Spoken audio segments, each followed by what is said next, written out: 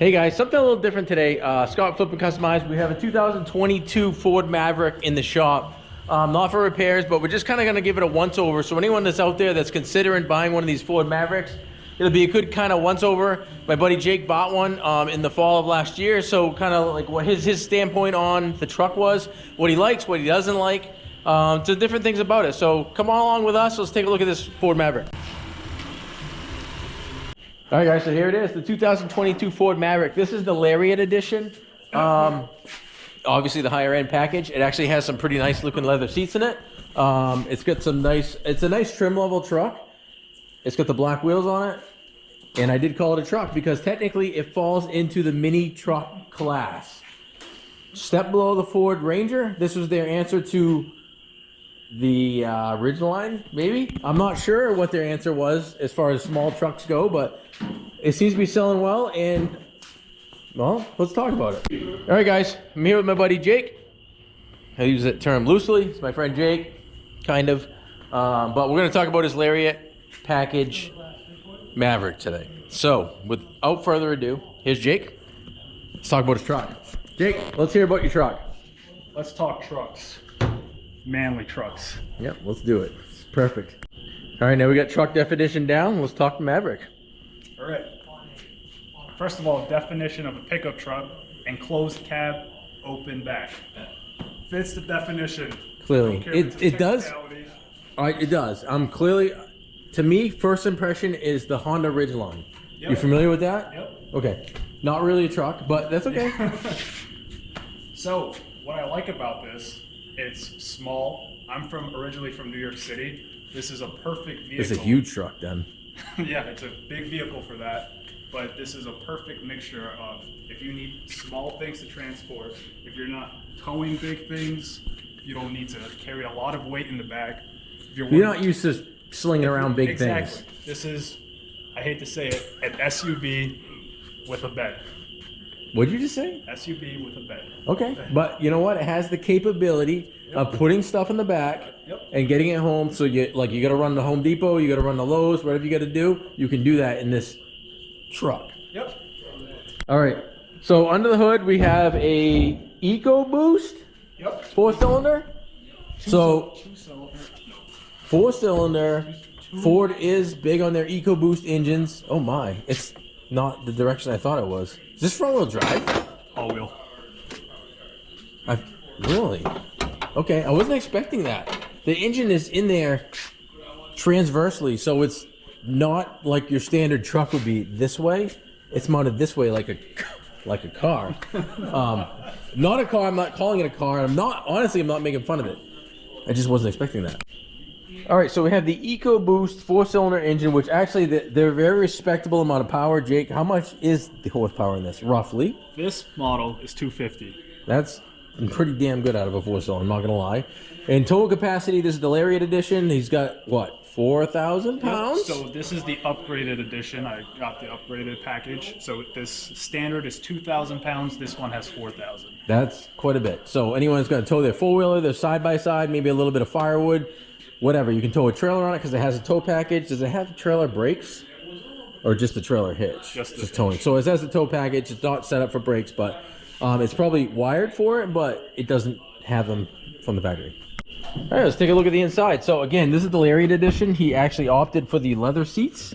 And honestly, I like it. It's like the brown, and is that blue or gray? This is light blue, kind of looks gray. It does look gray. And the brown accents. It's actually a nice looking interior in this thing.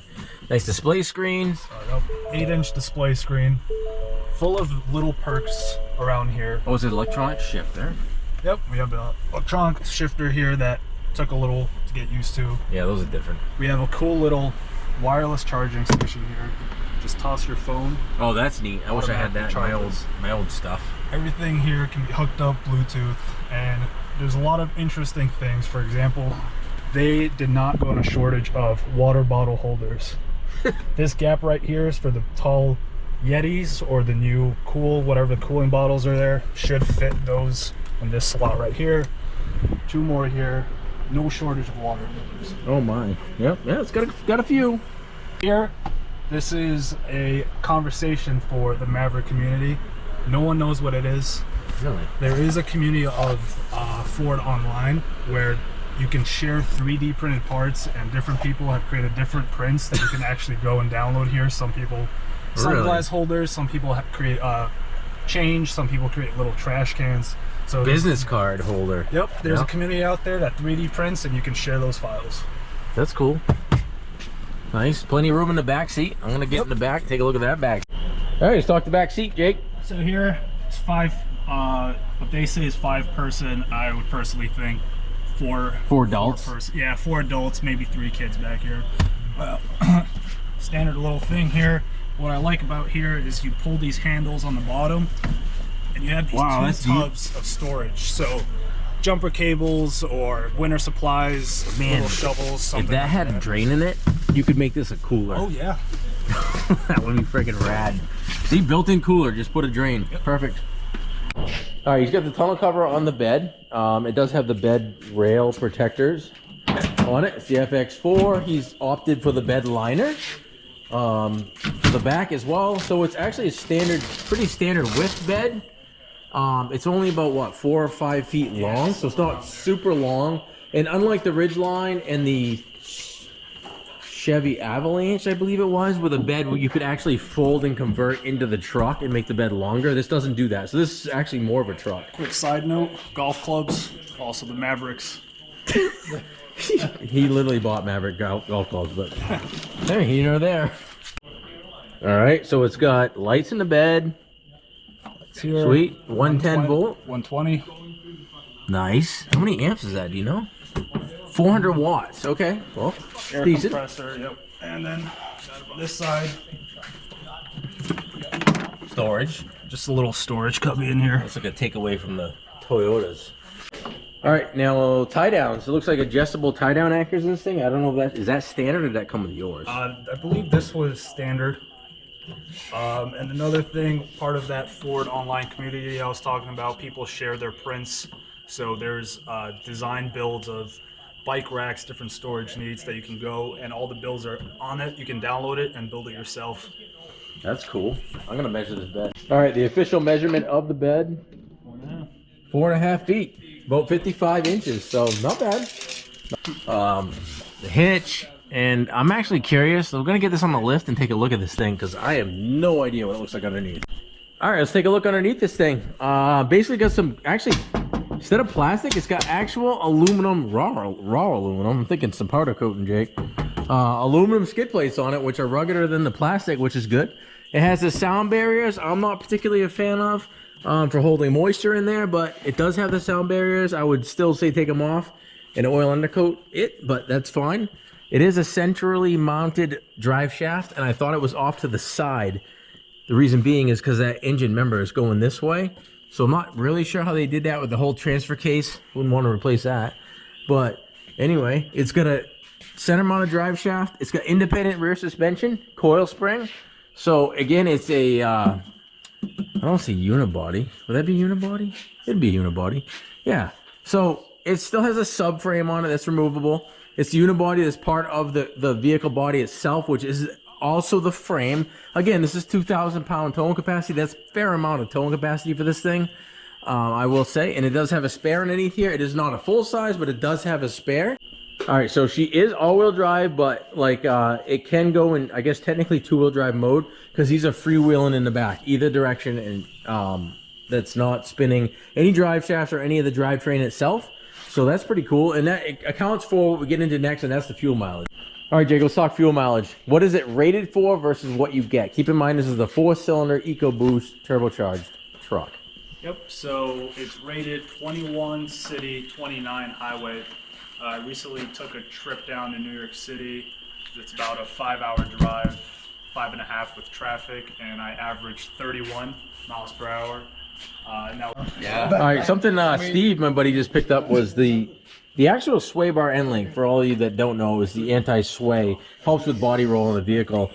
It's actually plastic, and I've honestly never seen a completely plastic, and I'm probably wrong, out of date, whatever, sway bar end link on a vehicle. It's 100% plastic. I can't believe that even works, but well, clearly it does. All right, one other thing that was noted was the spare tire stop, I guess. This thing is aggressive. Like, holy damn, that's aggressive. So you don't have a spare tire going anywhere forward. Sean's sporting the old Flippin Customized, giving this thing a formal review tonight. All right, we're inside the truck now. I'm going to get a little quick tutorial on the reverse camera, because I know a lot of people like it, don't like it. Hold on a second. The clarity is actually quite well, and you got the steer lines in it and everything, and then, like you said, what, 8-inch display? Yep. So that's pretty darn good. No complaints there. I don't know what All the code right, is. take a look at this. Ford has been doing this since what, the late 80s, early 90s is my guess, and they are still doing it. That is awesome. Still suck.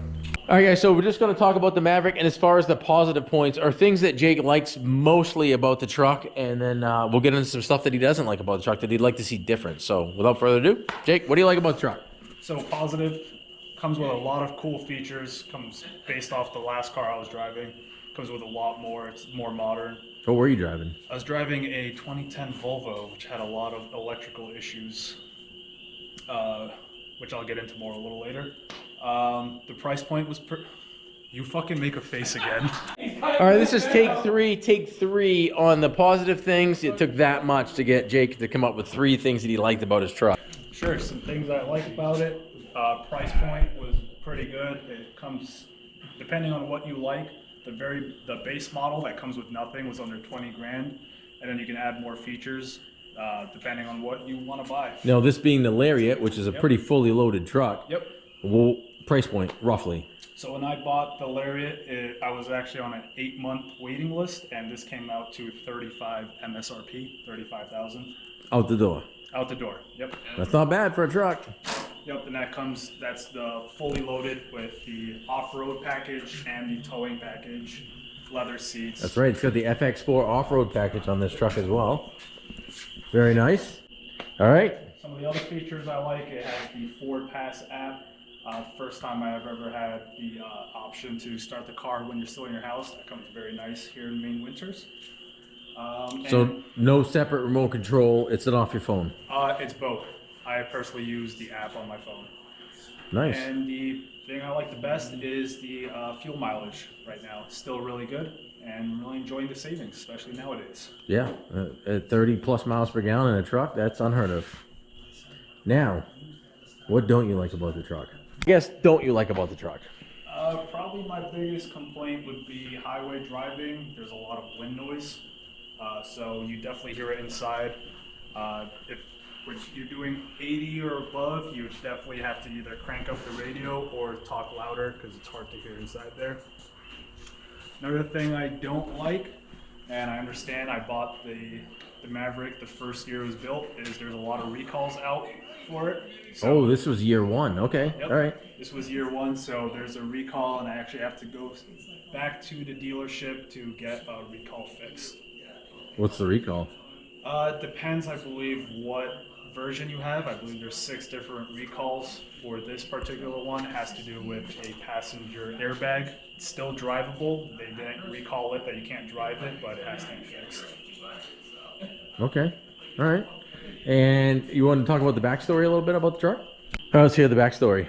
So backstory, I had a 2010 Volvo that didn't even hit 100,000 miles, but it had a electrical, what every mechanic said was there was a wire leak. So in the morning, there was a 50% chance of it starting or the battery being completely dead.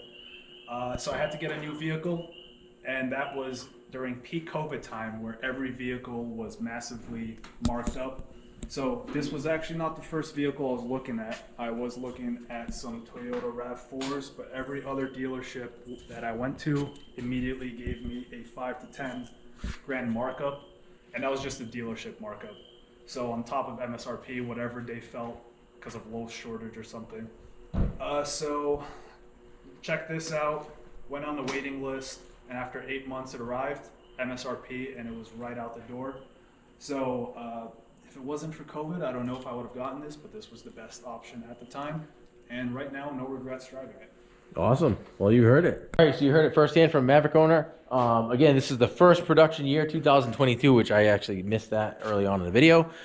Jake here gave us some highlights about the truck, some things he liked, some things he didn't like. We kind of gave you a once-over what they look like. There's actually a fair amount of room inside of them. A fair amount of towing capacity if you have the towing package with this truck, which is 4,000 pounds, which is pretty respectable.